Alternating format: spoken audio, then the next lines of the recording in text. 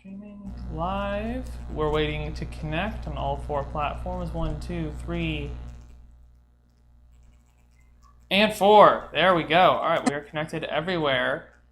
Sweet. So yeah, we're gonna take it slow at first. Let a couple people get on, get connected, say hello, whatever. But hello everyone.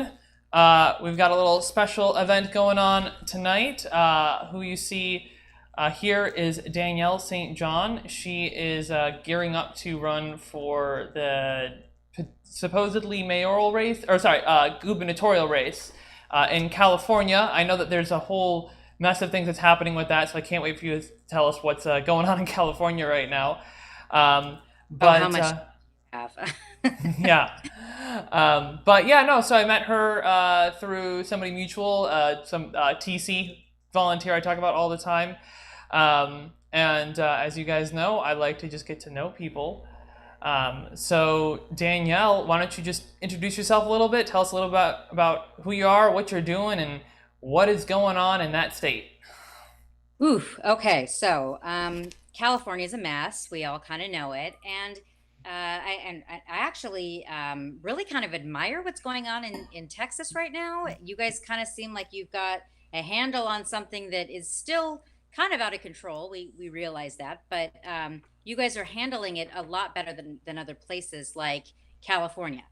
Now, I love California. I was born in San Diego. I was raised in San Diego. I've lived here, minus just some very short periods of time, my whole life.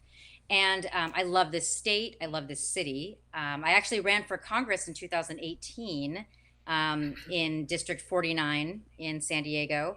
Um, it's just a mess. There's really no way around the level of voter fraud that's going on right now, because that's actually kind of the very first thing that needs to change if this is going to get fixed is our government. I think we all kind of know that, left and right, but you can't really fix it with this level of fraud. And I know that's just like a bad word these days, that you're not allowed to talk about election fraud, but it is all over California as of now. Newsom is doing such a horrible job as governor that California has successfully called for his petition. For his recall. We have petitioned. We needed in California to recall a governor. We need 1.4 million signatures. We got 1.7 million signatures, and that triggers a recall election. And I believe that California is unique in the way that they do recalls. There are two questions on a recall ballot. One, do you want Newsom to be recalled? Yes or no? And two, who do you want to replace him if you do want him gone? So that's coming up.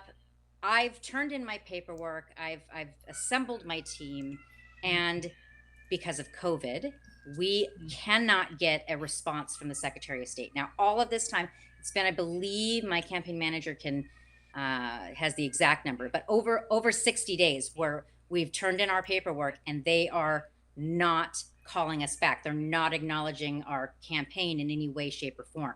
And that's just probably the most maddening position to be in, because it's like, I've declared, I have the paperwork, I know I've turned it in, I've got proof of receipt, and they will not acknowledge our campaign. And you're running for Congress. I'm not sure how it is there, but here we can't do anything until we get that paperwork, until we get that recognition that we're actually a campaign.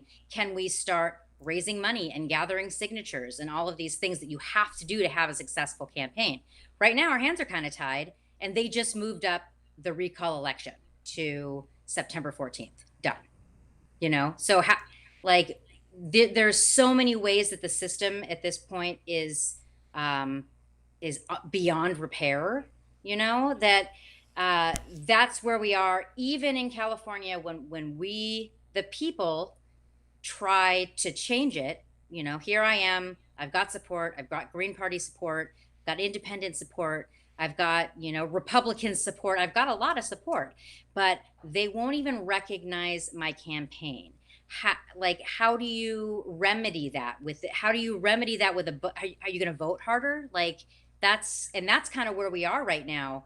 And I'm hoping that this campaign is used as an example of how, even if you have the best intentions and you want to run, there are some places in this country that are so beyond repair that you can't even vote your way out of it, because your candidates, the Secretary of State simply won't call them back. They won't recognize the campaign. How do you change the system that way? I'm so interested. I want to understand this just a little bit more. So, okay, so I want to understand, there is a date set. There's an election happening on September 14th in California. Is that true? Yes, a recall election for Gavin Newsom. Okay. And so you're saying you've done everything, but is your name going to be on the ballot? We don't know even at this point, because I don't know, how is it that you're running for Congress, right? Yes. We don't There's like register for the ballot until November. Mhm. There's about a 30-day window, which is a little tight, but I'll be fine. The problem is this redistricting, everything's got delayed because of COVID. The redistricting might not be done until it's time to register. And I've told them, I testified, I was like, guys, you need to push these dates back. Like, don't get me wrong, I'd love to be the only candidate on my ballot. That would be fantastic for me, but that's super undemocratic. I mean, I think that's a better position that we're in. They just won't. They're just pulling all kinds of shady stuff. Not only is it supposed to be two questions on our ballot. Do you want recall Gavin? Yes or no. But they're Oh, that's also on the ballot. I thought that was on the petition. no. Well, the petition was to trigger a recall election. Okay, and on the ballot for the election, do you want to recall? Who do you want to replace? Yes. With and with. Okay. But they're also putting Newsom in the candidates to replace. And I think that's what, and they're suing to do this. They're to get this access for him to be on and it doesn't make any sense. It's a yes or a no question. Do you want him to stay in? Right? Yeah, And go ahead. yeah, you can run into, there's a lot of problems there. I mean, it is the kind of obvious way that it's dumb, right? Like, that is still valid. But also, like, okay, what if somebody marks, don't recall him, but yes, I vote, I want to replace him with him, or something? How do you, like, right, like, how do you even handle that? Is that a spoiled ballot, or does it count as two votes for him? Or, like, right, which would be unweighted, be unequal, and like, weight more ways than it currently is. Like, there are a lot of, man, like, I'm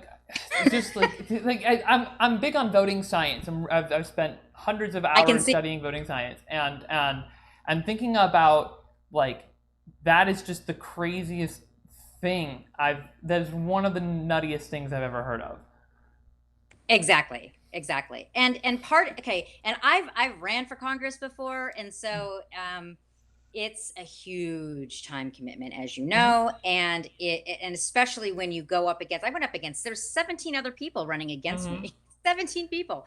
And it's just a lot. It's a lot to do. It's a lot of strain. I don't know if you've got a family, but I've got two children and a husband, and it's a lot and a farm. It's a lot of strain on the resources around us. So when I decide to run for governor, I'm like, okay, all right, I'm going to do it, just because, like, I don't quite see anybody else that's going to be what I would vote for, right? And so since I ran for Congress, and I can run for governor, and I kind of just almost like floated it out there as a joke, like, okay, fine, I'll run. And then I got contacted by the Emerald Party of California. And actually, first by my friend Harsh Med. I post this. Do you know Harsh Med? Are you I'm not familiar? super familiar, no.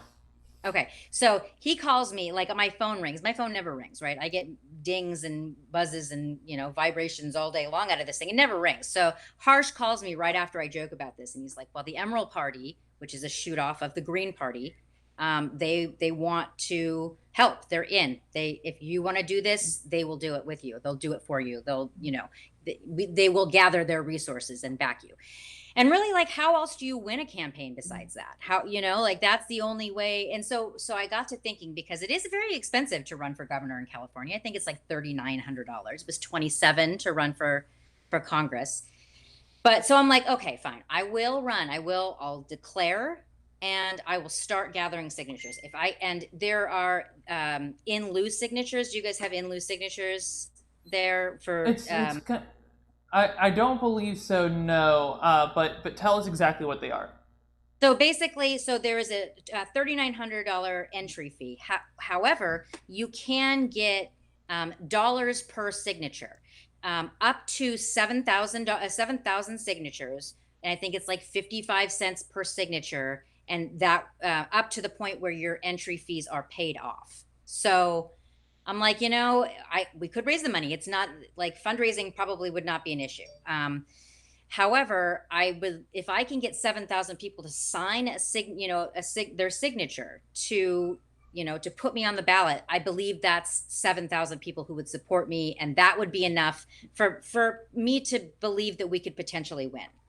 Now, here we are 60 some odd days later, and they still won't acknowledge us. That's 60 days of signature gathering that that is gone now for us, and it's really frustrating when it's a very quick. It's not like the in November you're going to be on the ballot. We still would have to do a primary for a regular election. It's a long process. This one's not. Regular elections are. This one's very, very quick. And they're moving up the date because what did Newsom just do? He paid everybody's rent, right? So everybody who didn't pay rent for the last, pandemic calendar year gets all of their rent paid. And so so they're like, all right, we're up in numbers. Our favorability numbers are high.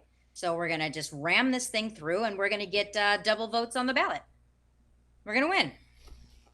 Yeah, that's I mean, that sounds. I mean, that's not surprising, of course. Uh-oh. No, That's that's looking for a my phone. that's my iPad going off. My mother is trying to FaceTime me. How about that? Oh, Is my camera still on? It should be. it is Yeah, now. we're good. Cool. Yeah, no, so what was I going to say? So yeah, it's not super surprising. I am wondering, do we know of anybody for certain that's going to be on the ballot other than maybe Gavin? Or is Caitlyn it? Jenner. Oh, right. Kevin Faulkner. People There is who... there is a girl, woman, sorry, named Sarah Stevens. That if I don't get ballot access, I think I'll throw my weight behind her. She's Okay. look, if you're watching this from California, Sarah Stevens has been recognized, and she's sort of trying to do the same thing that I'm doing, except she's more let's work within the government. We can get government to fix it kind of thing. And I think that we're past that. And so, so why am I running for governor? Well, it's because of the microphone. You know what I mean? Like, I want people to start changing the way that they live. And it's going to have to be in a pretty drastic way if we're going to get through what's coming next. And I think everybody's got an idea of what's coming next, but nobody thinks it's going to be a good outcome. Let's just say that. So I like the way you said because of the microphone. That's a good phrase. Do you mind if I steal that? steal it. It's gifted. I'm giving it gift. Thank you. Oh, I appreciate it. I feel the love. Yeah. So let's get into let's get down and dirty. Let's start talking platforms here, because I think that this is where you and I start to diverge a little bit, and I think it would be really great for people to see kind of the different perspectives and different approaches. So you're talking about how do you describe it? Taking back resources for the people, right? Yes. Yes. So what does that look like for you? Let's say all this works out, you get elected governor, and like, what is the thing that you are doing? How are you using this microphone to get resources back to the people, or to get people to take back the resources, maybe? Well, I think the first thing to acknowledge is that we are completely reliant on the system. Do we agree with that? That most people, I mean, I'm sure there's some homesteaders out there that are sitting up in their seats and saying, "Not me. I got my stuff together." And I applaud you. I would love to talk to you and take notes, because I'm not as far along in this process as some people are. But we have to agree that the majority of people are not ready to be unreliant on the system. I think that we rely on this structure, this infrastructure, this government, this social structure, for most things for that we need to survive, right? So what I'm saying is that what if we were able to take back, one resource at a time for the people, and such as and resources. I'm talking about everything down to food, talking about information. It's all owned. All of our food is owned. If everything shut down tomorrow, and we got a teeny tiny taste of it with COVID, but if everything shut down tomorrow, would you be able to feed yourself? Would you be able to feed your family if these supply chains were cut? If the power went out? Everybody's talking about cryptocurrency and all of these, digital forms of currency that makes life so convenient. What happens if the power goes out? How do you use credit cards? How do you use this intangible wealth? How do you do that? What do? You can't, when you can't go to your grocery store and get food, basic things, no matter how much money you have. What do you do? And I think that if we really ask ourselves these questions honestly, there really is only, even if you're a radical and you want to take back, I know I'm not allowed to say those words, extremist, all of these things, and you think that you can take it back by force even. How are you going to have a revolution if you can't feed yourself? Do you even know what food looks like? That's a really important thing, is that I am walking this walk as much as I am able, and I have a homestead, a small farm, if you will. And the first thing that we got, the first farm animal that we got was chickens, backyard chickens. Do you know anybody who has chickens? Are you in a chicken friendly area? Well, I mean, I'm in the middle of the city, I'm not close by, but I have had friends who had chickens before, absolutely. Yeah. So we spoiled these, and I live in the city too. Just FYI, I live in San Diego, but our farm is in Carlsbad. It's coastal, very urban, very tightly packed, dense population areas. And anyway, so we got chickens, and we are very fortunate in our family to have land that was purchased when it was a sketch off the back of a truck. We're grandfathered into agricultural residential land. This is very rare in California. Everything is regulated. We can have chickens. And so we get chickens. They're free range. They're organic. Everything that we do for these, I mean, they live the perfect life for chickens. We get our first egg, right? And I'm like, so pretty too. It was cinnamon colored with, lavender spots. It's just so pretty. And so I go and I crack it open and put it in the frying pan.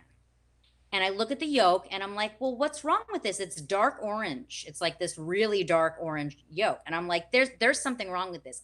No, there's nothing wrong with it. That's what it's supposed to look like. I'm 30 something and I had to Google it. I'm like, this is not what I see in the store. There's something wrong with these birds, right? And I look and when I realized that that's what food is supposed to look like, it was kind of one of those, okay moments where we don't even know what food is supposed to look like. You know what I mean? Like, that resource is so completely owned, and is a very, very big key thing. Oh, are you still there?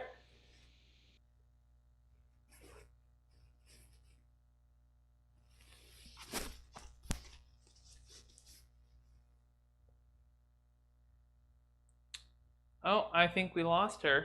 Oh, I'm here. I'm here. Yeah, she's back. Fantastic. Okay, you said it was a key thing. Okay, so a key thing, because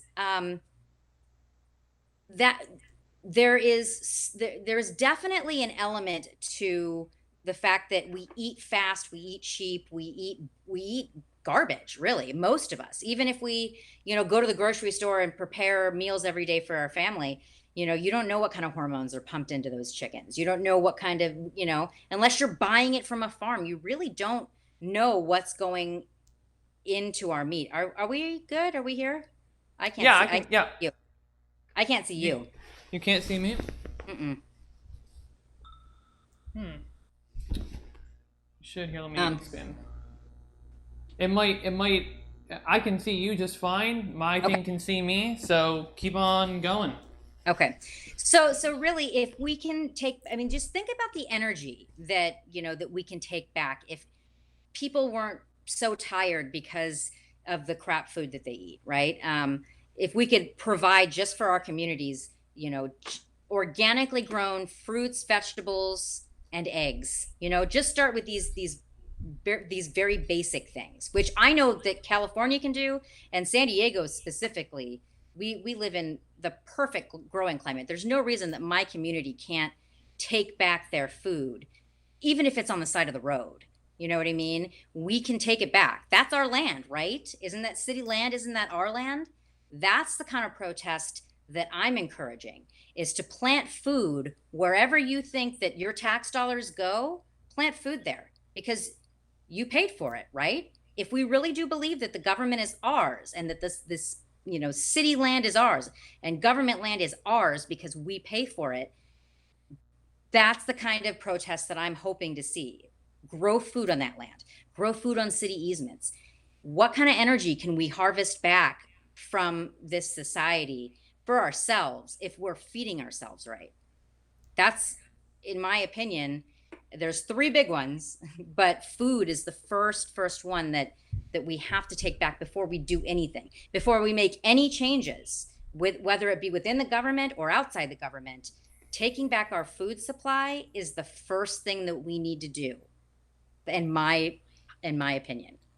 Yeah, so a couple things.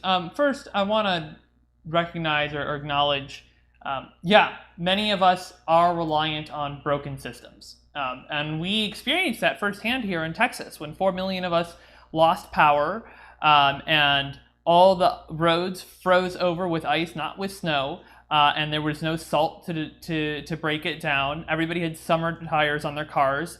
Gasoline couldn't be trucked into gas stations, so people didn't have any transportation. Water got shut off, power got shut off. Grocery stores were closed, so people couldn't get food. And it was just kind of it was like, what do you do? And hundreds of people have died, and there's been a massive amount of underreporting from the state. Independent journalists have found it's something like a tenfold, like an order of magnitude more people died during that than what the state has reported. And so, I believe that there is validity to what you're saying. And of course, we see this at a more macro scale as well. We had this obsession with just-in-time supply chains, whereas you don't store anything, but it was taken to the extreme, and then the pandemic hit, and our whole supply chain on so many things is broken, and this is why some items have been just spiking in price, and there's a lot of mess, and I do think that there is validity to what you're saying. I do want to push back a little bit and just say that for somebody like me who's living in a 600 square foot apartment and is surrounded by concrete, that I think it's reasonable to say, well, I think I should be able to rely at least on my local community a little bit. I think that is reasonable, right? To say, okay, I'm not a good gardener, right? I don't know how to grow food, but I can walk 2 blocks down and find somebody who does. I think that is reasonable, right? At a more community level, of how to handle that. But another piece of this puzzle too is as the governor, you're at the top of the executive branch. You can make a lot of calls about, saying, well, don't enforce these dumb laws or something along those lines. Technically, you're supposed to, but and the courts will get in the way and it'll be a mess. But you'll have some amount of power, whereas around a lot of the rest of the country, it's well, if you don't have that kind of, it's if you have the police coming in and stomping all over your garden every time you try to grow something, what do you do? And so I think that there's a certain degree of well, we got a lot of people on a power trip. So, and the way I see it is, I want to change some of the mechanics and the systems that shift who has the power, particularly down into the hands of the people. And I think that the reality is we have government in place. It's not going to disappear. That's where the focus of my platform is. But so I want to pause and just give you a chance to respond to some of the things I said. Well, and you're absolutely right as far as the power that the governor would have. And and I've thought about exactly how to make it more legal. Is actually legal to grow food on the side of the road in Los Angeles, because of work that activists have done. But I'm proposing, one of the first things that I would do is lift these bans all over the state. Now, the biggest pushback to that is lawsuits, right? If somebody gets, eats your tomato and gets, E. coli and dies, then that property owner who is responsible for maintaining that, particular easement could be liable. This is how it is in California for the death of that person. Well, the answer And is education, was that? right? The answer is education, Well, right? yes, that and the Good Samaritan Act. If like we're giving organically grown fruits and vegetables away for free to everybody. If something happens and somebody gets sick, and actually is even trying to recuperate medical bills, it's the same thing as when somebody has a heart attack. And you're doing CPR until a bystander is doing CPR until the ambulance gets there, and the person's the heart attack victim's rib is broken because of your CPR. That person who gave the CPR can't be sued because of the Good Samaritan Act. I don't know why that can't extend to food. That's a good point. Yeah, and I mean, and there's a certain degree of like we live in the world, things happen, right? And it's like if we, it's like you look at like, well, if we just took care of each other, right, then it's like, then you wouldn't have people trying to sue over E. coli or whatever. Like that's a result of a broken system where Yes. kindness and human well-being is not centered. Right. Um, and so it's a whole variety. It's the whole net and web of things that are all interconnected that all affect each other. And that's where the really, like, what you're describing to me is, have you heard of the cooperative economy? I mean, I don't know if I've heard of that specifically. I am, hint, hint, kind of sneaky, haven't gone public with it yet, but I am creating a co-op right now. I'm part of that right now. So I Yeah. know I have thought a lot about co-ops, and I've looked into like what you can do with a co-op, as well as like what has been done with co-ops. Like in other countries, Japan has had a lot of success with co-ops, and it's pretty incredible. Like it's kind of like a hack around a lot of the problems of our current system in a way. Bingo. Now, what if you base an entire economy off of cooperation?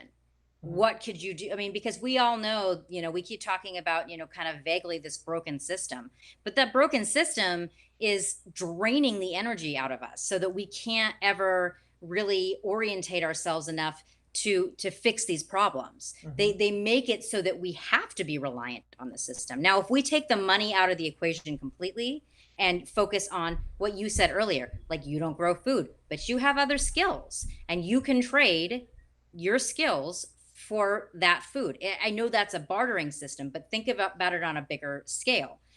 Rent in a building, right? Like if you, let's say a family is renting an apartment, they're okay with living there rent free, but being the daycare person, for the building, or for there's so, or the chef, like a chef, like you can have a Mhm. chef for a building, as part of his rent he gets a free apartment, but everybody in the building has meals 3 times a day.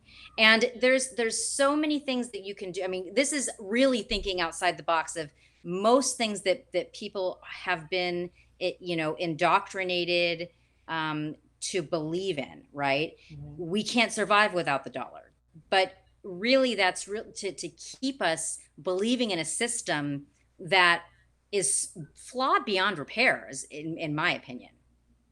Yeah, so I mean, for starters, like the thing you described, like those kinds of co-ops for people listening, those kinds of co-ops exist. I was looking into them for a little while. I was considering moving into one where it's like, yeah, everybody has different responsibilities and cooks at different times, or they are community meals, and Mhm. that's how living spaces can operate. Really cool stuff. So I wanna agree with what you're saying that like the dollar is not necessary. This is something I've talked about before where the whole point of currency is to facilitate the exchange of goods and services. And I think for a while it did that, but now in the information age, it doesn't do that nearly as well as we could with information, and now it has turned into this thing that just contributes to inequity and exacerbates inequity. Right. But I do want to also say this thing that you're talking about. People aren't able to move forward because they're stuck and because of the drain. And this is kind of where things get really meta with one of my platform pillars, which is universal basic income. I see it as a stepping stone, right? It's the first step. So Certainly a band-aid. It gets people out of poverty, out of scarcity mentality, which unlocks their productivity. It makes money not scarce anymore, which means people aren't going to, hopefully, I'm just predicting human behavior now, but hopefully aren't going to care about money as much and start to care about each other more. And then that provides a pathway for us to eventually get off of money. It's this weird paradoxical thing of like, we're not going to get off of money until we first make sure everybody has money. It's really weird, but that's realistically, I think, the viable path. Yes, right. But then there's this concept of false scarcity, right? Like that's all part of Yes, this. that's true. That's a good point. And so again, going back to controlling resources, it's like that loop will never be broken if we don't take back the supply chain either. And I'm never meaning in a violent way. I'm never meaning, I know that Facebook's all freaked out about extremists and stuff, but I never mean to take back resources in a violent way. I'm saying to so many people are home right now. There's so many people who are, really just stressing out because, their lives are changing. But they're also getting stuck at the same time, because this is almost the universal basic income trap, right? Is that you get a little bit, that's what I believe that our country is doing with like all the COVID stuff. It's like you get a little bit, Newsom just paid off your rent, so you're not going to be homeless. Isn't that great? You're not going to be homeless when we have infinite resource, not infinite, but we have enough.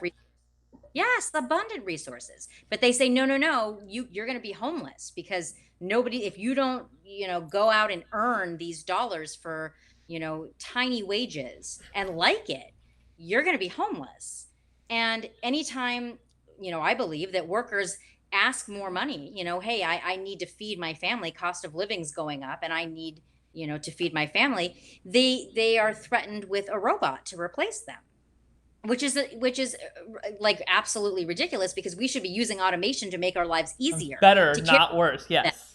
But because the computers are in the hands of very evil people, in my opinion, they're going to be used against us. Powerful people. Yeah. Yes. So until we take back the resources that keep us enslaved, in my opinion, I don't really see a government way forward. I don't know. I understand the universal basic income. I think it should happen now. And I do believe that it is going to be a stepping stone to getting people to not believe so much in the dollar. It's like, if they can print money for everybody, we've been told our whole lives that money doesn't grow on trees, but it turns out it does. And then they'll start losing faith in the system overall. So I believe that universal basic income should absolutely happen. I don't think they're going to give it to everybody. I don't think it's going to be truly universal.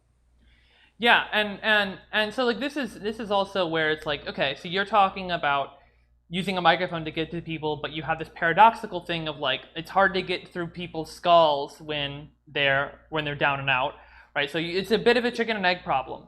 Right, and that again, it's also because like we just have this big system that's in the way right now, and so this is why. So my platform has 4 main pillars. So universal basic income is only one of them, but they all go together. They're all pieces of the puzzle. The other 3 are voting method reform, government accountability, and directly addressing division. And they do fit together in other ways, but so let me focus on government accountability for a second. Mm-hmm.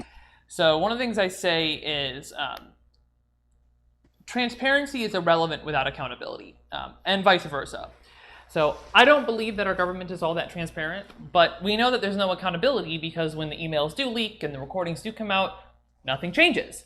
And so accountability needs to come from outside of the entity being held accountable. So in this case, it needs to come from the people, which is actually kind of aligns with what you're talking about. It needs to come from the people.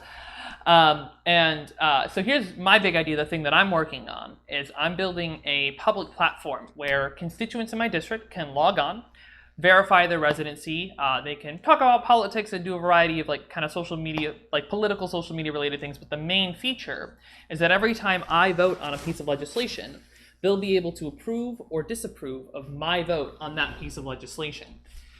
So they'll be able to see the legislation, a kind of a plain English translation of it, like summary, some education about it, why I voted the way I voted, but then I will have a public scorecard of how representative I am of my district. And the really cool part is this is going to be open source. So once we work out the bugs and the kinks on me, this can be applied to every representative in the country, basically without their consent. Which is super cool. We can introduce really cool things like proxy voting, where you can choose to have somebody else vote on your behalf on a particular topic. We can add in additional polling for different topics or laws that haven't gone through a vote yet or whatever it is, get different opinions.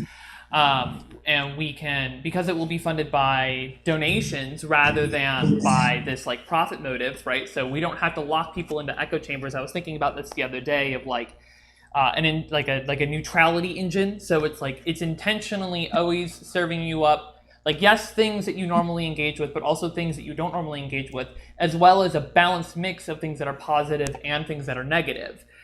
So you get a much more balanced feed that's not so frustrating and makes you angry at the world. And this also gives leverage to other representatives in Congress. So one thing that I could do is go up to another representative and say, hey, I pulled 10,000 people in your district, right? So we're including phone calls, emails, text messages, door knocks, traditional like mail letters, and combining it with all the data. Say, I pulled 10,000 people in your district. 6,000 said they voted for you. Of that, 70% said they support my UBI bill. That's actually universal, actually unconditional. And of the 4,000 who voted against you, 80% said they support it. If you co-sponsor my bill, I will tell all of them for you for free. So this is a 21st century hack to get around what's happening in Congress right now, where it's just party leaders who are bribing everybody with money to do what they tell them to do. I'm going to bribe them with votes instead. But I can only do it if it's actually in the interest of the people. I can't leverage it if it's not what the people want. That's true. That's actually brilliant. And I wish you luck. I wish I wasn't so jaded on the system. But what party do you run? Yeah, so I haven't actually declared my party affiliation yet. Like I said, I live in Austin. There's going to be a redistricting this year. There's likely going to be a brand new district in the area, and I will likely run on whatever that new district is, which is super cool. So no incumbent. Also, my platform, as you can hear, doesn't align very well with any existing party. When I do declare my party affiliation, that's going to be a strategic decision, but it's not going to change my focus on solutions that include all people. Okay. Spoken like a true politician, actually. Yeah, I know, right? Yeah. What's your stance on war? That's a softball, I hope. Yeah, I was gonna say, generally pretty negative on war. I do think that we could shift the focus of our military on domestic civil service rather than, bombing children overseas. Even like looking at like more practically, like, as a freshman in Congress, what can I get done or whatever, like just thinking about like, okay, reducing waste in the military by, that we waste on like military contractors, and instead focus it on like soldier pay, veterans benefits, and like equipment that they actually need. I do believe, and there's another piece to this puzzle too, which is if you give somebody a blank check to solve a problem, or a group of people a blank check, they not only waste a lot of money, they also don't come up with creative solutions. So having a moderate to low budget actually incentivizes teams of people to come up with creative solutions to problems. So if you want a stronger military, counterintuitively, the simplest way to do that is to cut the military budget, right? And I believe that we can do that at the same time, that we can cut the budget, and at the same time, I believe that we do need a seventh branch. I believe we need a cyber force. The United States military is really falling behind on technology. That's problematic. And Cyberforce can do a lot of things with security, both domestically as well. I do think that we need to have that in place, and that can help with like transitioning like the medical system onto like a single system to share information. It can help with securing elections. There are a variety of tasks that it could take on, but so that's just kind of a kind of general overview of like my take on like U.S. military and some things we could do or where we should go. Okay. All right. And I guess I'm kind of glad, as you know, running for governor this time, that's not really, those aren't questions that I get. Yeah, I'll be. I have to address everything. I talk to people all the time, and like I'm like, yeah, I'm running for U.S. House. Which one? U.S. House. Okay, yeah. Well, I don't, I don't live in your district. I'm like, well, I'm running for a federal seat, so I feel as though I'm representing everybody. And then they start telling me about a bunch of things that the Texas state legislature just did, and I'm like, Yeah. that's kind of out of my hands. But yeah, but it's like I still Yeah. have to have responses for literally everything. So yeah, Yeah. like I knew that going in, so I'm taking it on. Yeah. Um, I mean, I guess running Green Party, it's pretty. It definitely matches my stance on military. We are in possession and control of the biggest killing machine in the history of mankind. I think everybody agrees with that, right? Yes. It's I just think that um, risk versus benefit ratio. Like if you just put a simple risk to benefit ratio on the federal government and how much harm it does versus how much good it does. Is there any way that just with the military, haven't even gotten to the FBI, CIA, NSA, but just the U.S. military, it being the biggest killing machine in the history of mankind, I don't really see that the risk to benefit ratio weighs out in the government's favor. What do you think about that? It weighs out in the benefit to the people in government, not to the people of the country, right? Because it is these military contractors who fund lots and lots of our representatives. It is the back scratching. It's the industry that government officials go into when they leave office that have cushy positions, so they don't regulate them heavily or do any of the things or write them big checks or whatever it may be. So like the system is working, it's just not working for us. So yeah. And I also think that it's beyond money, though. These people are Power is really what it wild. comes to. It comes to power. That's what it's really about. Absolutely. And I don't think that these, military contractors and these such sort of things, Wall Street bankers, I really don't think they've got enough money to bribe them at the end of the day. I think they have other things over them, and I think that's why Maybe they do.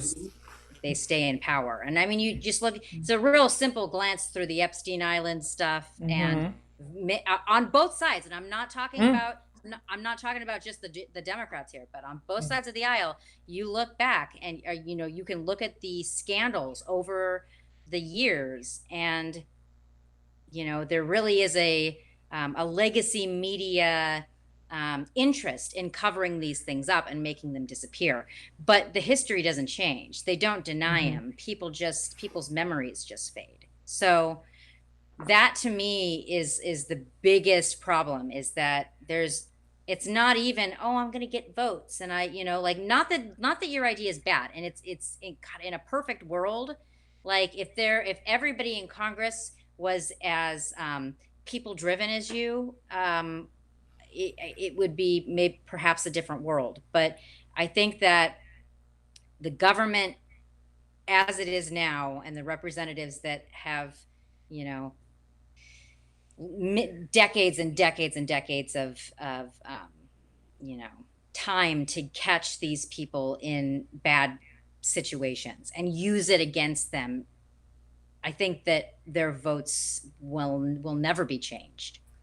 I And don't know. and Definitely pessimistic, and I'm sorry. yeah, no, and I mean, like, and this is the thing too of like, okay, look, if they decide to go against this, then guess what? I mean, the implication is like, I said, I'll tell them if you co-sponsor my bill, but the implication is I'll also tell them if you don't, right? Hmm. Of like, okay, cool. Now this is bringing a new level of transparency and information to voters that they didn't previously have, right? I mean, we talk all the time about people who vote against their own interests, right?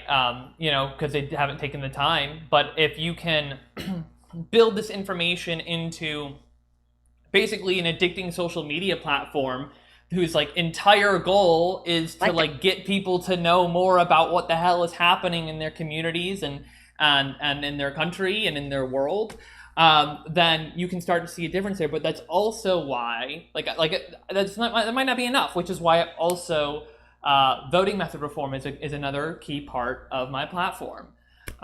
So you know. Yeah, you're right. I mean, I would vote for you if I could. You know what I Oh, mean? thank you. Like I really appreciate, the dedication to fixing this problem. Like it really doesn't go unnoticed. I hope I'm not being too dismissive of what you're trying to do, because it's It's good precisely though. what needs to be done. I just, But biggest killing but machine in history of mankind kind of thing has our yeah, representative on lockdown. and I get that, and like, and that's, and like, the thing that people don't recognize, or like, let me put it this way: the thing that a lot of like very political people don't recognize is that the way you feel, what you've been expressing today, is the majority of America. Most of America is like, that's why turnout is so low. People are just like, this whole system's screwed up. What are you talking about? What is my vote gonna do? You know, it's just these people in power. They don't care. It's not going to change anything. We bomb people either way. Like, it doesn't matter. And it's like, that's the majority of the country, and that's what all the political advisors don't see. That's what all these other candidates aren't getting, and that's like, right, like, this is how Donald Trump connected with people, right? It's like he actually acknowledged it. I think I bring more realistic and more people focused, citizen focused solutions to the table, personally. But like, I want to acknowledge this reality of like, yeah, like, this is what's happening, and this is how people feel. So I'm really glad that you are bringing this point to the table, because people need to see this conversation that you and I are having. Because I've had this conversation with a bunch of people, but those are always private, and I think it's really good to have this conversation publicly. So Right. I've been talking about my platform a lot. I want to go back to you a little bit. So we've talked about like, we got to take back food. Okay, cool. How do people get clean water?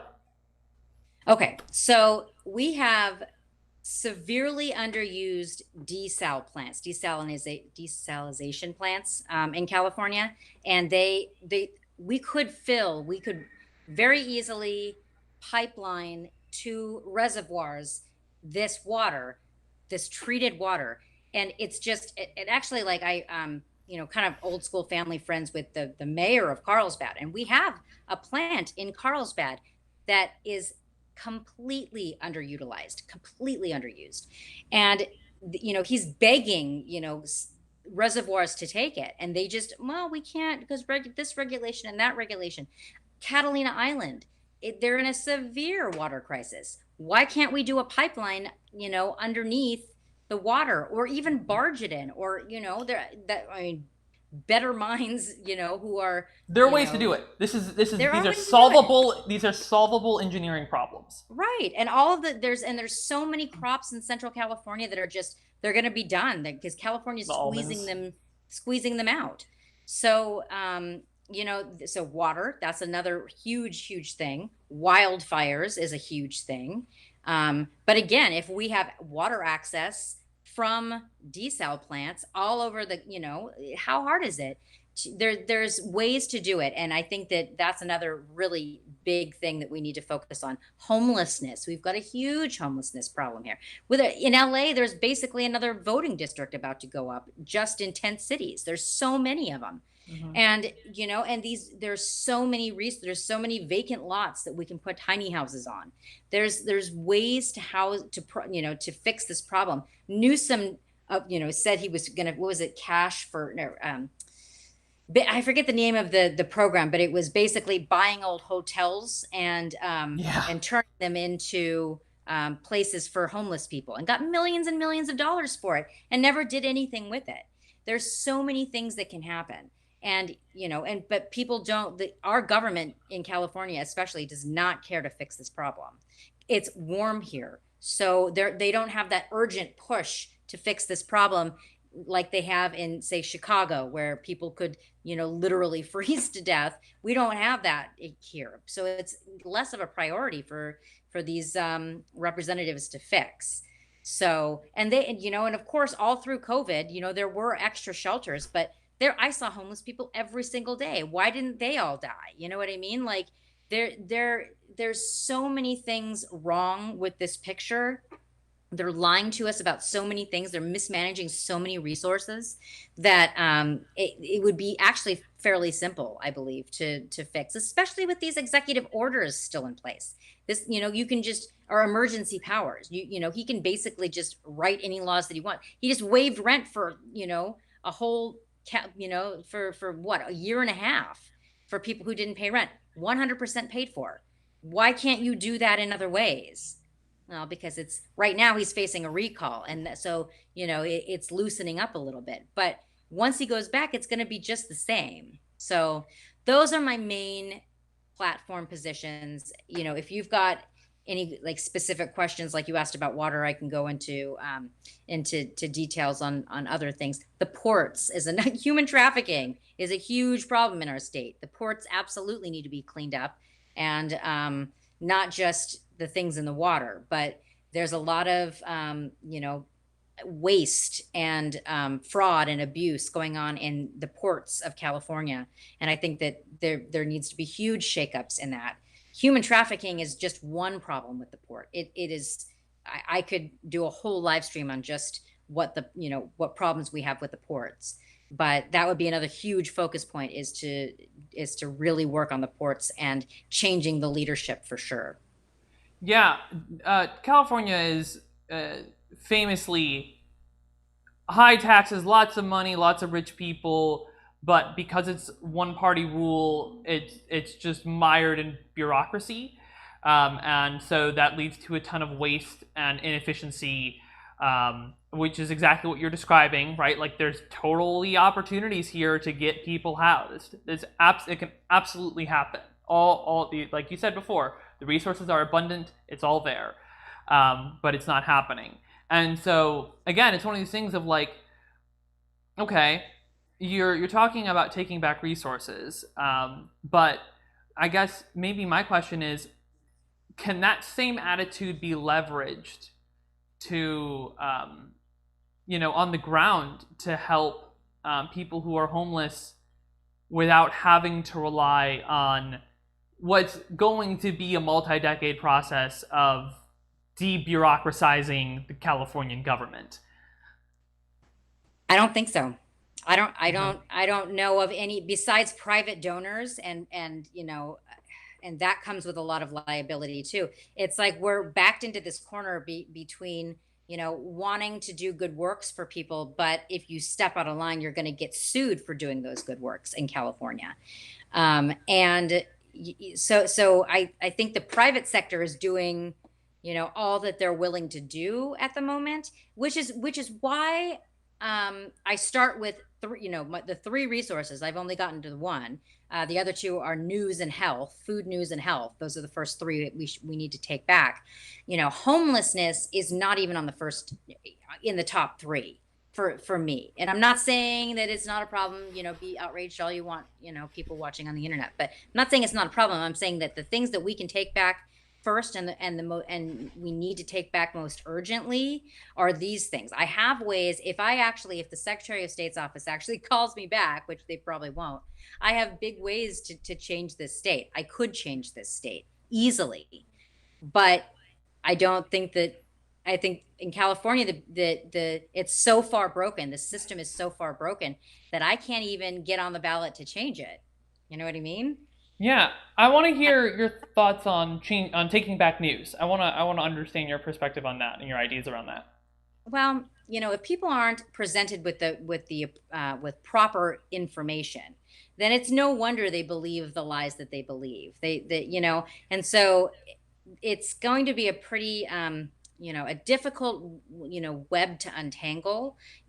Legacy media has such a stronghold in people's information, but we do have this tool of social media, right? We're right here, we're doing a live stream, and there are people that never would have known me, or you for that matter, watching right now if it wasn't for this tool. And so I really do think that there's going to be alternative news networks, and that's my goal, is to contribute to alternative news networks that can, I guess, connect people, like-minded people who can base their next steps, on factual things versus the spin that the media has. And so there's a lot of, like, intertwining, right? There's a lot, like, even your platform has all of these levels that kind of fit together.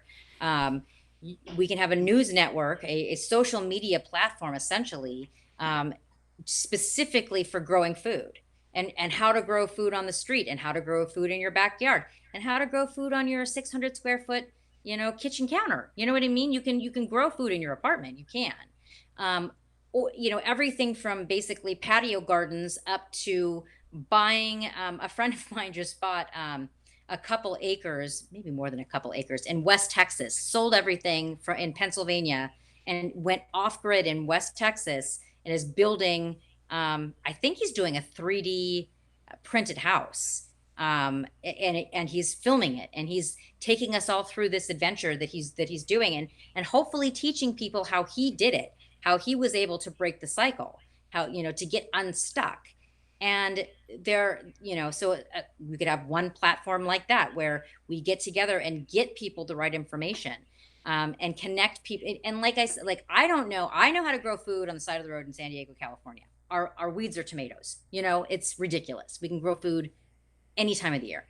I don't know the first thing about growing food in Boston, but you know what? I bet you somebody in Boston does.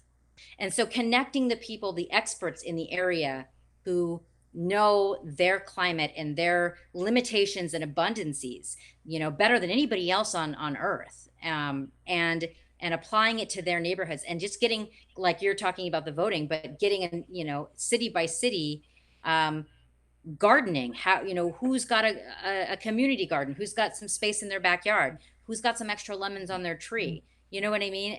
And so right there is using, I believe, social media, is going to be the way that we're going.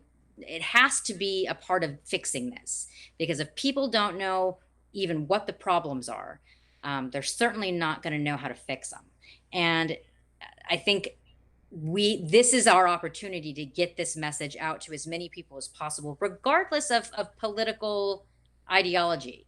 And this part of it I call, the real Green Deal, where you leave your political identities at the door, and let's everybody in their communities, we'll get team leaders in each community, go out and plant food, feed your community. How cool would that be? That's one way that information and news can get people on the right track to taking back resources.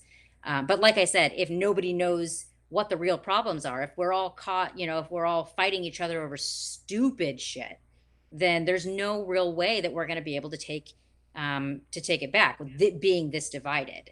So, really informing people on the next moves forward. I think that's really how the news is going to, be one of those very important resources that we have to take back first. Um, yeah, and I have some things about news specifically. I'll talk about in a minute, but I was real quick. I want to get your take on how would you feel about a state-sponsored digital public square? So basically, a social media platform that's run by the government, just as an additional option. Like, it doesn't touch anything that exists currently. It's just an additional option for people. Yes, I think that's, oh, hold on. Yeah, I totally think that's amazing. Um, it really is, and I do think, as much as I want companies to be able to remain private, I do think that social media is the new town square. Hmm. And it should be. Our rights should extend onto these platforms. So as long as if it's a government sponsored thing that's trying to take away our rights, I'm not for it. If it's going to try to preserve our rights, where do I sign? You know?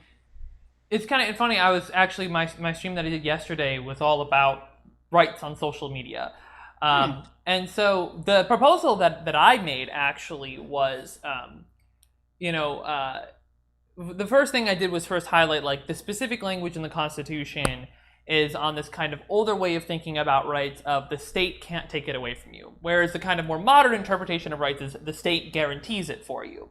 And those are just, you know, two different ways of looking at rights. And Yes. so, like, technically, Facebook is allowed to ban whoever they want, right? Like, it's not unconstitutional technically. But I recognize that, like, this reality of, like, well, but this is how we communicate now. This is where our speech happens. And I think that the proposal I made was for the United Nations to recognize Facebook and Twitter and Reddit and Instagram and Tumblr and all this stuff as digital countries with potentially billions of people, and to say, okay, you're a country. You need to guarantee rights to your citizens and come up with the UN has a list of like what they call human rights for like physical countries. Like, you could do the same thing for digital countries, and say, okay, digital countries, right? Like, and you operate with this different kind of sovereignty that intersects with other countries or whatever. So you do need to participate at least with what's going on in those other countries, but to some degree, you do need to guarantee the people who are on your platform rights in some manner, so long as you're above a certain size or whatever it is. And I think that this is ideally, then through the collective action of wealthy governments saying you are or are not allowed to operate in our country, you can actually get these platforms to comply with the demands of the United Nations to guarantee people rights on their platforms. This is very macroscopic.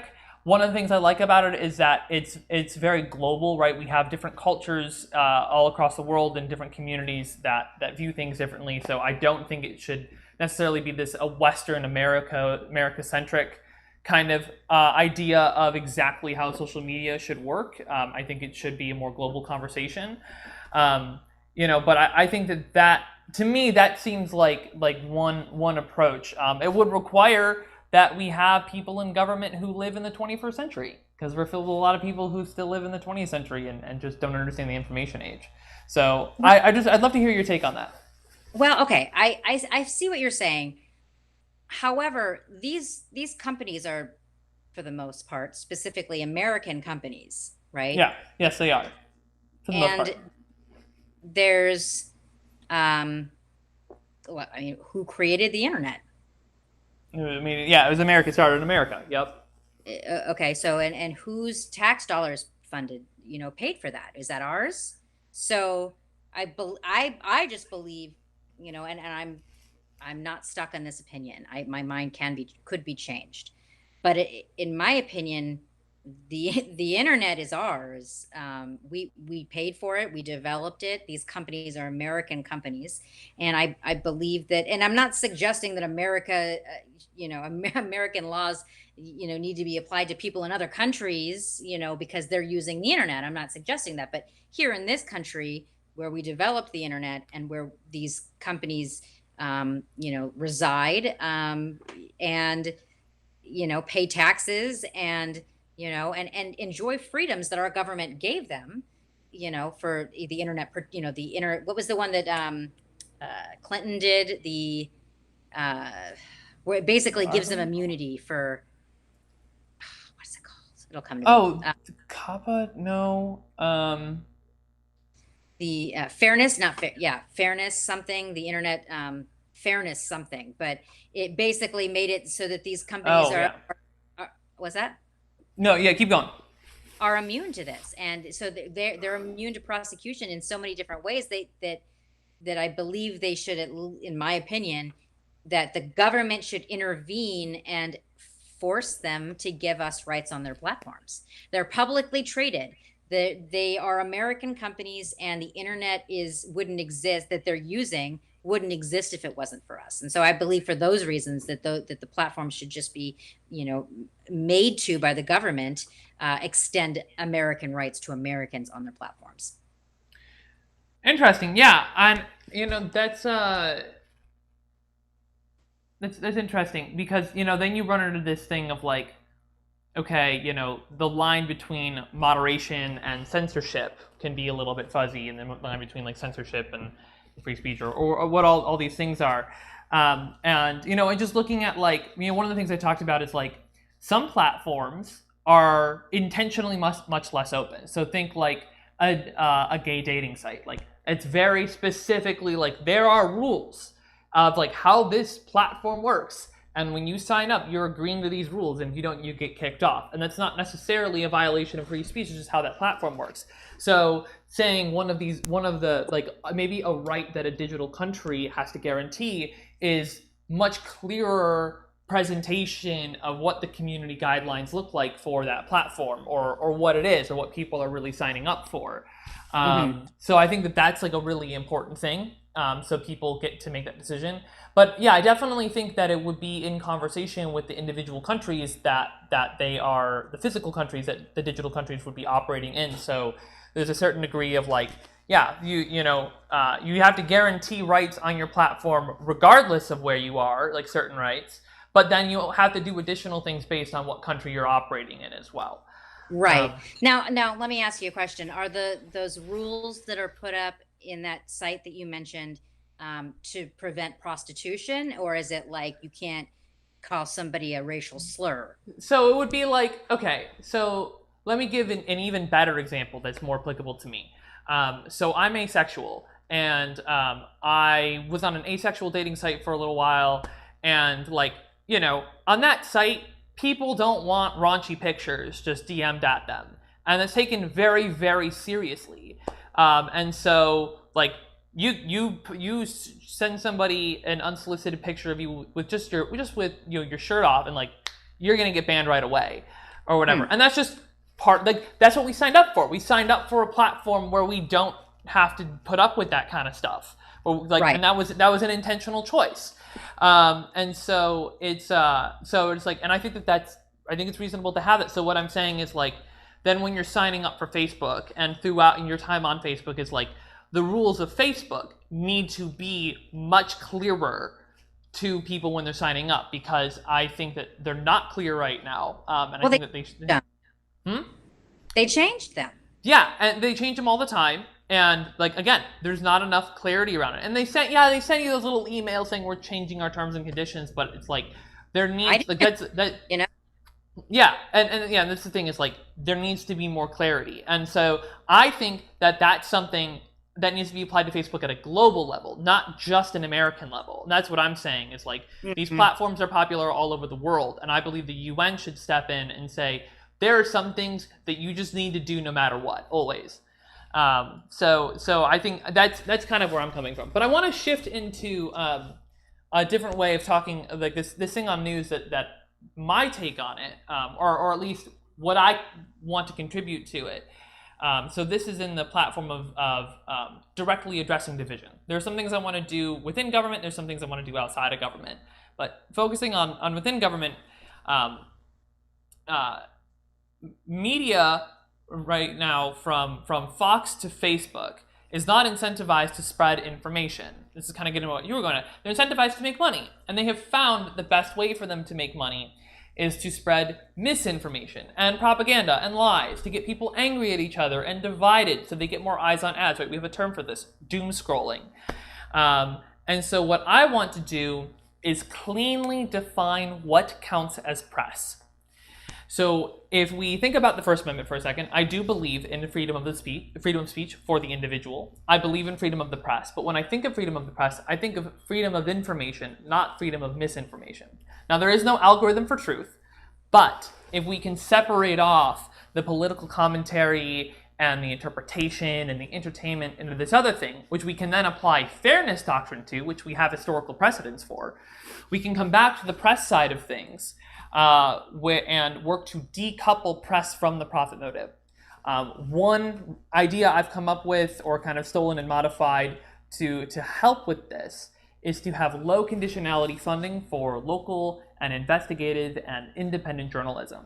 So one way that this could work is we could have an optional program where independent journalists can go through a certification where it's basically certifying two things. Number one, you are indeed a journalist. And number two, you know how to spot and avoid bias in your work. And then they will receive a salary and a budget from the government. And then when they post, but the catch is when they post their work, they're not allowed to make any money off of it. And so you are eliminating that profit motive. Of course, all of this is fully disclosed, right? At the top of their article, they need to say, I've chosen optionally to be part of this program.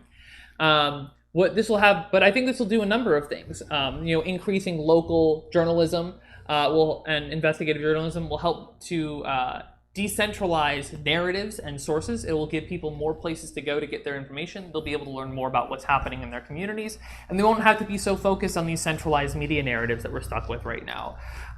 But the disclosure extends. So if you are having a political commentary show, fine. But at the beginning, you have to say, this is not news, and you got to have it on screen the whole time. But then if you have a program that is news, cool. At the beginning, you say, this is news, and it's on screen the whole time.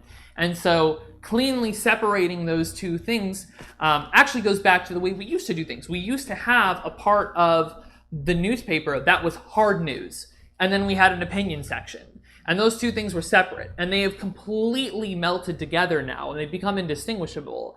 And I think that working to separate them back out makes a lot of sense. And like I said, fairness doctrine, where if you are doing an opinion piece, you have to give equal airtime to somebody with a differing opinion to express it. We have historical precedents for this. The reason we don't have it today is because of a few key, very powerful people, including multiple presidents of multiple parties, who have shot it down over the last few decades. But so I see this as not an end-all be-all, but a way to help mitigate some of the problems that we're seeing with misinformation in media right now. Mm-hmm. Okay. I think that it's I think it's a great idea in theory. Mm-hmm. What gets me is government sponsored, right? Mm-hmm. Like, 'cause that's where, have you ever heard of Operation Mockingbird? I believe so, but take us through it. Okay, so it's a declassified CIA operation where they implanted CIA agents into newsrooms, right? And so that the media, that the government propaganda narrative would be, infiltrated into these major news stations. So what I think is that we've already admitted to doing this, to putting in government agents into newsrooms. What would stop a government-sponsored program from doing the same thing? Yeah, so I want to try to build accountability, the accountability system to be based around designed by and performed by independent journalists, right? So I want to consult with more journalists on exactly how to create this system. But the idea is that they're calling each other out. And they are, and you don't need to be a certified journalist to call out certified journalists, and to say, well, hey, this person definitely has a lot of bias in their work or whatever it may be. And there's again, it's like exactly how the system would look, and the technicalities and mechanics of it still needs some work.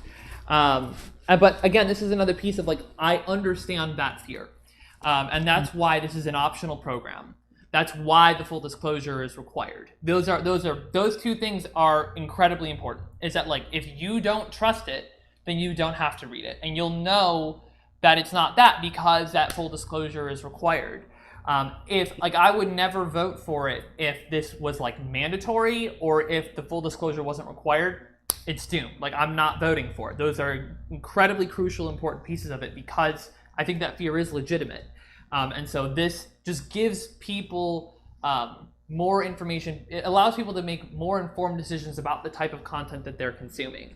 So it just allows people to pick, well, I know that with this government person, like there is this fear, maybe it is government propaganda, but there's also no profit motive behind it. It's like either way, you're getting fed propaganda. The question is like, is it government propaganda or is it corporate propaganda? And it's like right now they're a little bit one and the same, which is why like I'm super excited about Crystal and Sagar on Breaking Points. I don't know if you've heard of they're totally independent.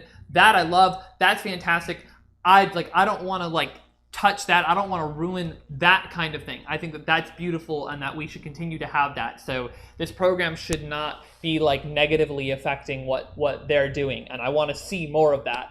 The problem is what we have seen over time is a net decrease in local journalism and in investigative journalism, which we desperately need more of. And so I'm just trying to find a way to bring some of it back.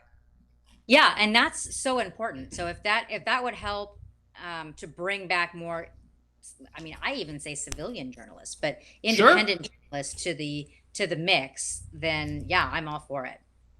Sweet. Yeah. All right. So we covered news, and then your last thing was health.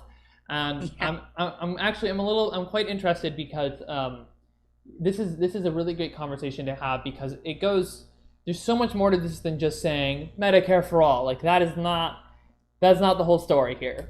So I'd love to hear from you your perspective on this and your thoughts. Well, this was part of my main platform in 2018 as well, and everybody called me crazy. But now, in the middle of a pandemic, people are not. They're like, "Oh, what was that about taking back our health?" Yes, it's very, very important, and I'm not. And because right now, I guess the big elephant in the room is super morbidly obese insurance companies, right? They don't need to exist, and I think that healthcare run insurance would be a much bigger value than having somebody sitting in a call center in, Toledo, giving me an answer on whether I need a prescription drug. Insurance companies is one part of it. Pharmaceuticals is another. And these two giant industries, I believe, are really shackling healthcare providers. They're not allowed to think outside a box. They're not allowed to really, provide any homeopathic or alternative treatments to diseases. Now, this links back to food, of course, because our health would just changing our food, taking back our food, we would have a significant improvement in our health. I don't think really enough people understand what like being vitamin deficient looks like. Having a vitamin deficiency is a huge part of. I mean, it's because we eat crap food, right? Because ramen is 25 cents and organic food is way more expensive. But just fixing our food would increase our health tremendously, and that's. So there are a couple key aspects to this that ultimately end up making health the hardest thing to solve, because we've got so much greed and profit and incentive to provide sick care instead of health care. That's what we have right now, is sick care. Nobody goes to the doctor if they're well. Hardly anybody does. They go when they're sick, and then doctors give them drugs, and then they have side effects, and you've got to take more drugs for the side effects. And the doctors get commissions too. That's a piece of this. Correct. Exactly. And so I think that it should be nonprofit. You get a salary. I mean, obviously a doctor would have a very good salary, mm-hmm. but a nurse would have a very good salary. But taking the profit out of it and making it just a nonprofit organization would be, I think, the way forward. And doctors are going to fight it because they're used to the cush, right? They're used to, being told what to do and not really thinking outside the box. And especially because I believe that all of our doctors, I believe, have been trauma-based mind controlled in one way or another. They're sleep deprived. They're financially deprived. They've got interns notoriously get no sleep. And so that's a really like the first way to control somebody's mind is to, and there's lots of scientific studies that prove this, is that when you deprive somebody of sleep, that's the first way to get what you want out of them, right? And then coupled with the fact that they're, in crippling debt because of college, because of what a medical degree cost, they're going to basically do whatever their bosses tell them to do and hope that they don't get fired, right? So their doctors are in this impossible, I don't think many doctors went into this field to be slaves, but that's exactly what they've turned into because of all of their masters that they have to bow down to in order to live. It's actually kind of a really interesting thing when you look, and sad thing when you look at how enslaved doctors really are. And we see this, during the pandemic. How many opposing voices to the mainstream narrative did we get out there? Not very many. And most of the people who did speak out to have any other kind of theory on this novel virus, they had their licenses threatened. Their practices ruined. Social media gone off of social media, right? People threatening them. I mean, just for speaking out and having an opinion that is not of the mainstream narrative.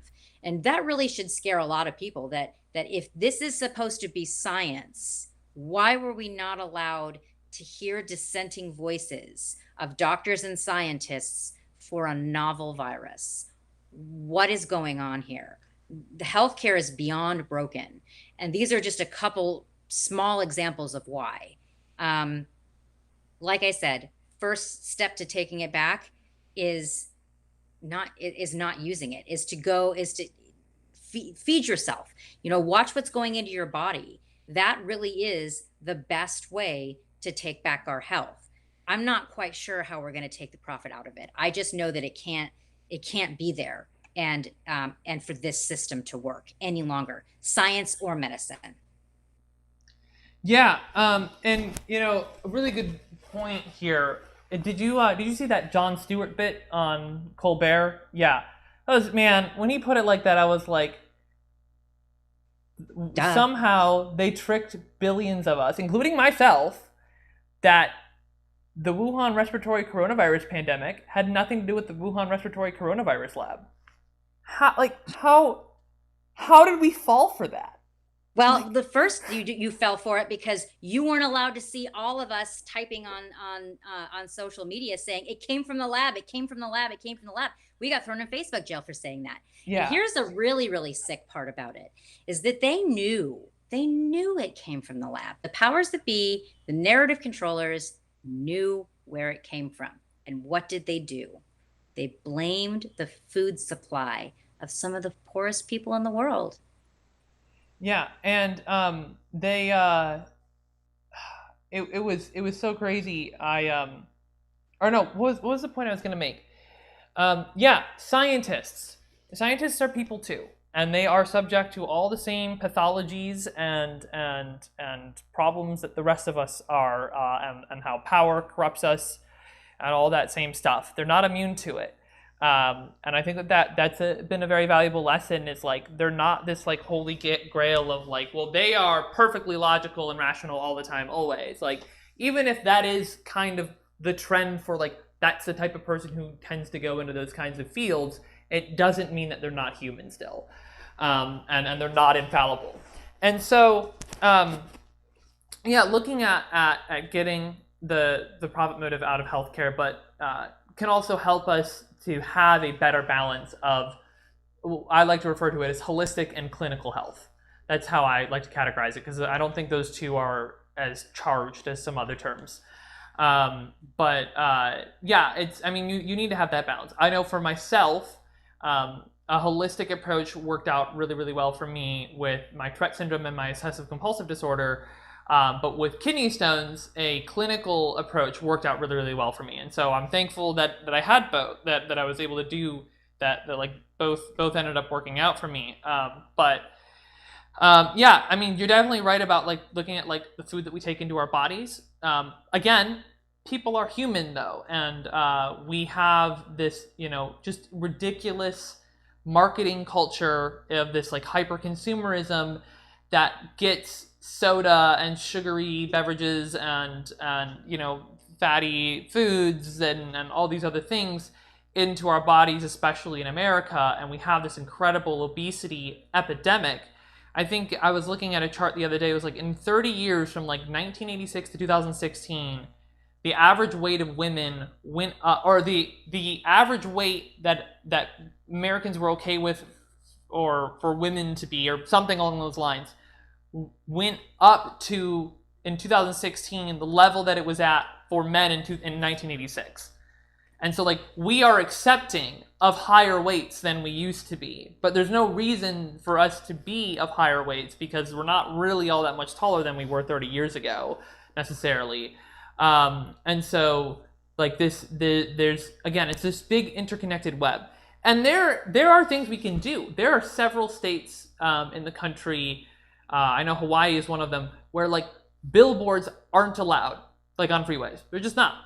And like, there are limits that we can put on advertising to say, look, this just isn't healthy. You're not allowed to advertise unhealthy things to people. You know, I want people to be able to have choice in their own life of what they do, but informed choices, and people aren't informed on this stuff. And now we come back to education, and that we don't learn about our own bodies and food in school, which is insane, right? So it's all of these different things all happening at once. And that's why, like, my platform is so focused on these, like, very root mechanics that have led to a lot of this stuff over time, of, like, there is no continuous public feedback loop. The voting method by which we elect officials always inevitably leads toward a two-party system. It's polarizing in nature, and that leads to a polarization of our entire society.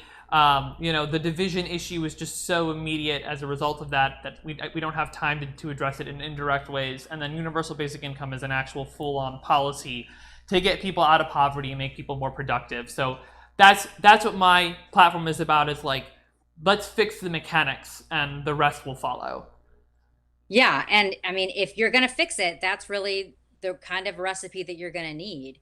Now, oh, I had a point. I forgot what it was though. Not division. Oh, health. Okay, so now, and I'm not actually suggesting that, you know, we outlaw these, you know, these corporations like McDonald's and, you know, like fast food, the crap that we put in our body. I'm not. Mm-hmm. It is still a free country at a certain point.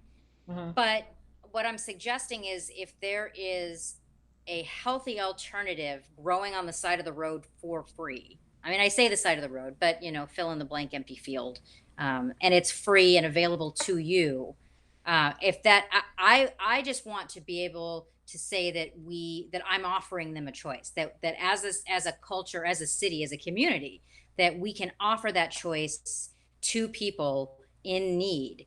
So they can go and eat whatever bad decision food they want to. But as long as I know that the option is there, and I believe that, you know, once people start to eat better, eat, you know, healthier options, that, you know, feeling that much better and having that much energy, it's, you know, it's hard to go back to the other ways. Yeah, and I agree. I started drinking water, and let me tell you, I don't even want soda anymore. Right. Also, like, here's another tip for people who are trying to get off of sugar. Try monk fruit, monk fruit sweetener, or a stevia. Monk fruit, though, is this amazing fruit that has, like, almost virtually no sugar in it, but it tastes just like sugar. And it and now that, like, when I use it, like, I put it in iced tea or something like that, I'm noticing that I need less and less every time I use it. And sugar is just gross to me now. It's just so artificial tasting. And so that's just a good tip for anybody who's trying to get off sugar. Is monk fruit is an amazing substitute.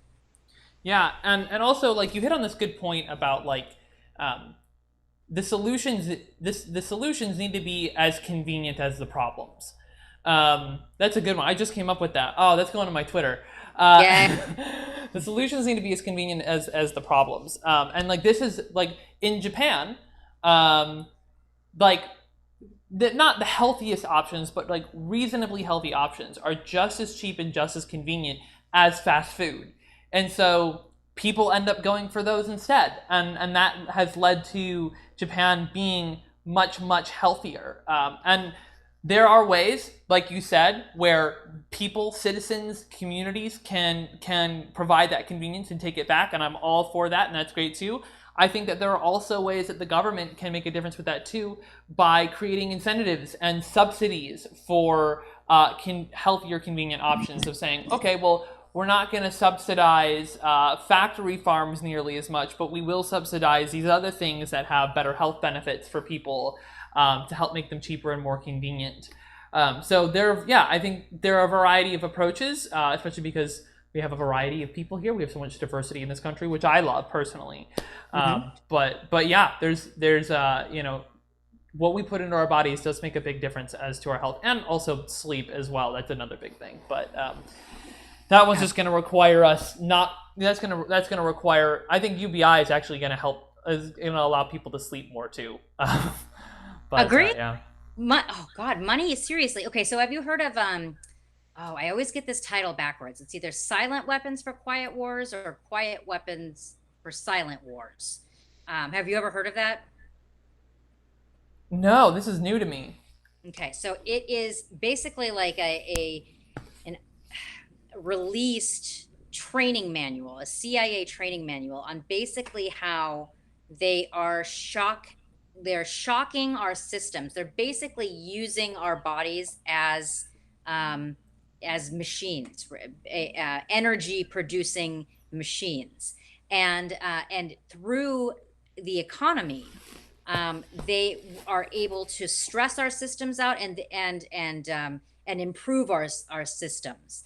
And they test like one of the big things that they did was, this is like a long time ago that they did these experiments, but in the 70s with the gas shortage was actually something that they tested our energy responses to it. It's very complicated. I'm sure I'm butchering exactly what they were doing. I hope you guys can understand this, but basically it is putting the stress on our body that people can't really put into words. They're stress, the stress of not having enough money, or they don't know the source of the stress necessarily. It's exactly not immediately apparent. But it absolutely has a physiological effect on our bodies, and they know this, and so that's why I really do think the wood was another one of those experiments, and possibly the toilet paper. But they test to see how we respond to these pressures and to see how far we can go without actually cracking.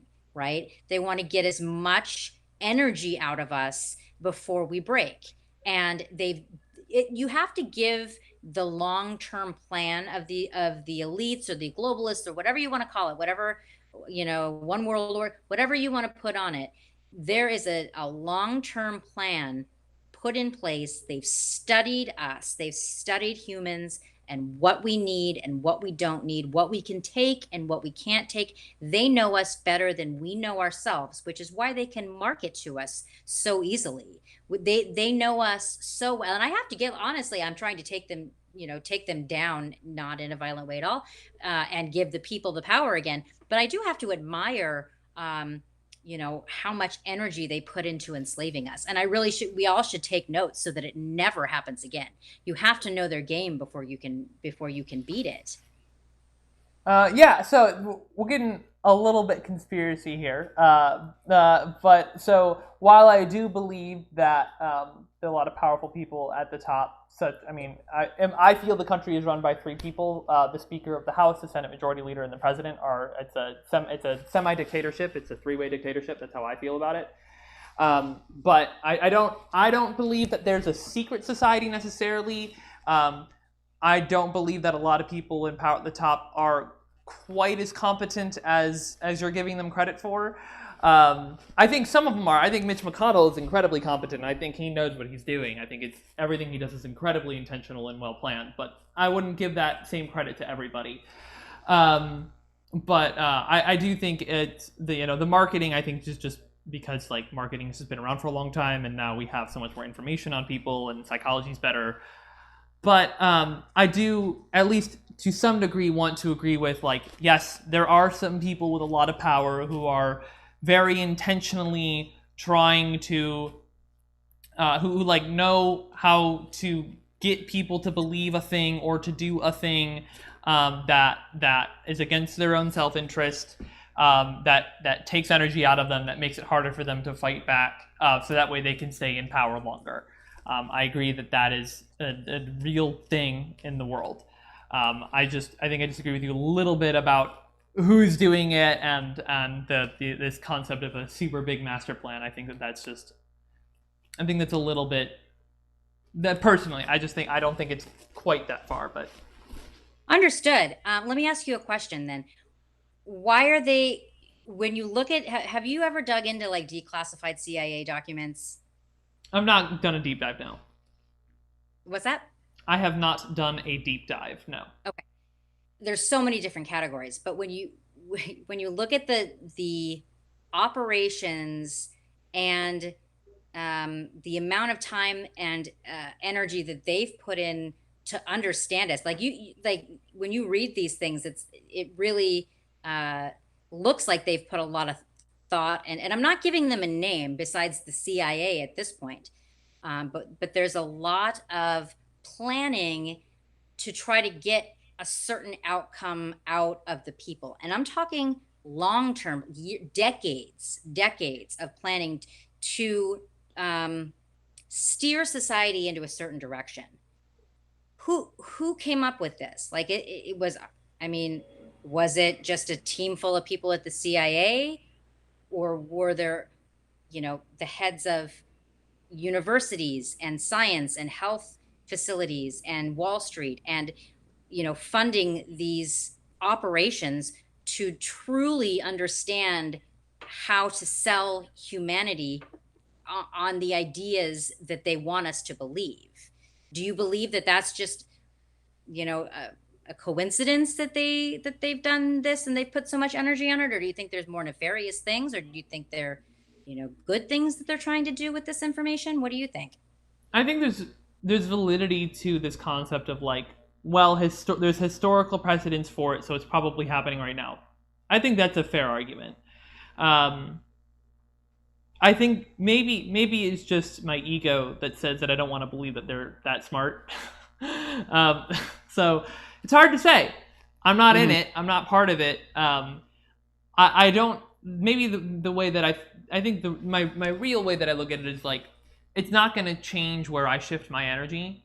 Like, I know what needs to happen. I know how, like, okay, here are the mechanics that are broken, and the things that the people can do to shift those mechanics to get the power back into their own hands, and like effective, and like historical precedents for how we do that, right? So for example, voting method reform is going to be ground up. That's going to happen like marriage equality or marijuana legalization, right? And so like there's precedents for how we make this happen.